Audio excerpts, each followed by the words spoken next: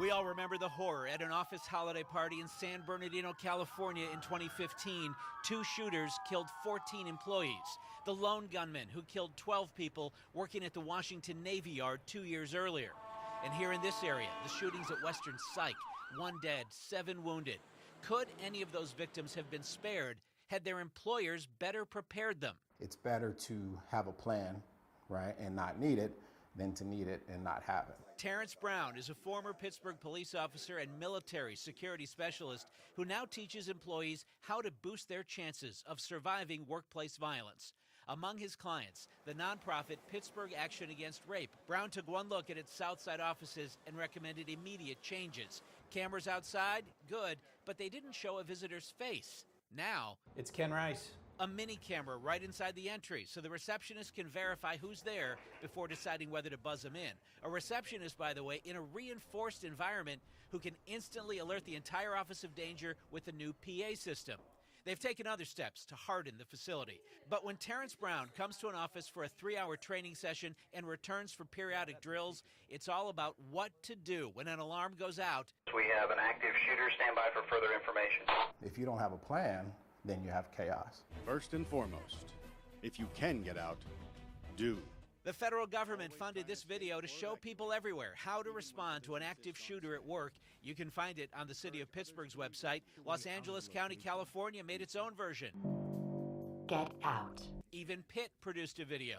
Run fast, run out of the building. So it's settled, right? What everyone should always immediately do is rush outside. Most people think I'm going to go to the closest exit. Well, we've learned from Columbine and other incidents where there have been more than one shooter that there might be more than one person.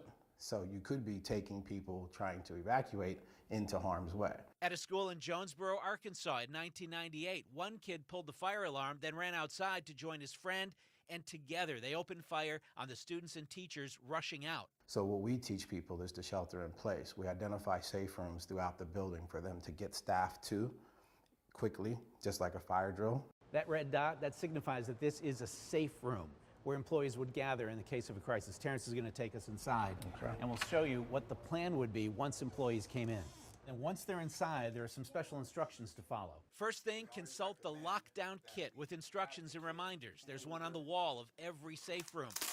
While someone might move heavy items to block the door, someone else could be placing one of the placards from the lockdown kit in the window to inform police of their status. So the red placard means that your safe room is actually under duress. Someone is trying to gain entry to your location. Emergency. Emergency, this is where you need to be. This is happening right now. Yellow would mean the danger's nearby but not imminent. Green communicates that we're locked in here but don't feel directly threatened. And all this can be done without having to say a word or yelling out your window, drawing more attention to yourself. Only if your hiding place is breached do experts recommend taking on the attacker by using anything available as a weapon. When an event is over, under Terrence Brown's training, no one comes out of hiding without exchanging prearranged passwords with police. If it all seems a little dramatic, well, it did to the employees at PAR, too. At first, they were a little taken aback. But Executive Director Allison Hall says she feels like they've gone from a 0 to a 10 in terms of security and preparedness, and she can't imagine why any other employer wouldn't want to do the same.